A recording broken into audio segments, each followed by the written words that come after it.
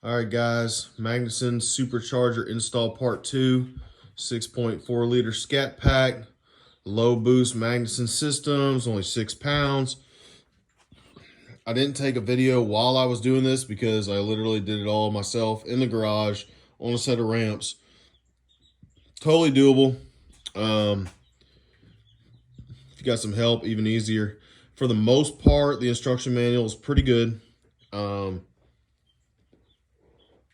There are some things you're going to have to, with any job this size, you're going to have to custom do. Some things you're going to find better.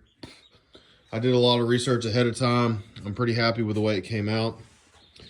For example, the kit comes with a 3-hose oil air separator. It goes up under the cowl. I decided not to do that because I already had this Billet Technologies catch can. There's plus and minuses to both. The plus of the one they give you is that it dumps back in.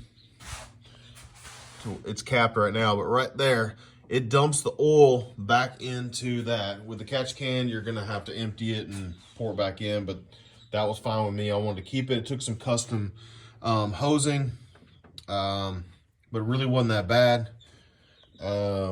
Also, I decided to go with the heavy duty Gates fleet belt. That's there. They send you 2 belts because depending on your drive line, you may have this one, which is a 100-inch belt, or you may have the 99-inch belt, which is what mine was. And the reason mine's 99 inches instead of 100 is on this year, on 2015, you do not have a power steering pump because it's electric. So you have this extra idler pulley. So you actually need an inch shorter belt. So I went to Napa, got me the fleet belt. Hopefully that'll last. So there's that.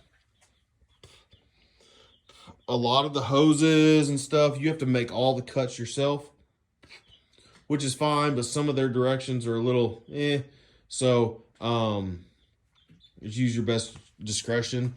Also, with this kit, it's made to work with a factory air intake. I didn't have that because mine already had a K&N filter on it, which it really wasn't that big of a deal to modify.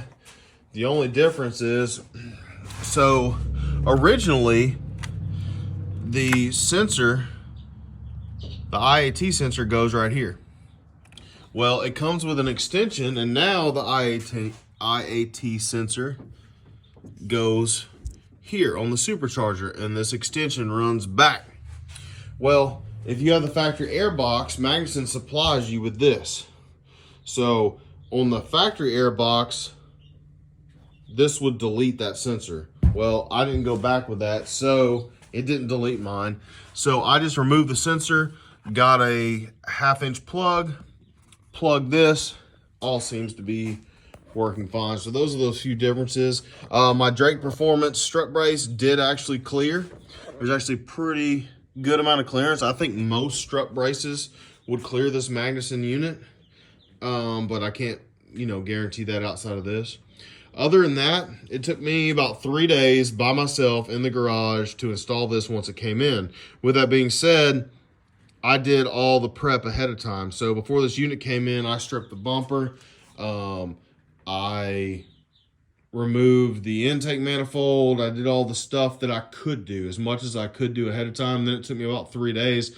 But that was me working by myself after work and then finishing up on a Saturday. So all in all, I think it went really well. These newer units also, if you want to run a boost gauge, which I did, there are 2 barbs right here. You just pull off one of the vacuum caps, and whichever size fits, plug it in. So I got my boost gauge. You will have to reuse the factory oil filler cap.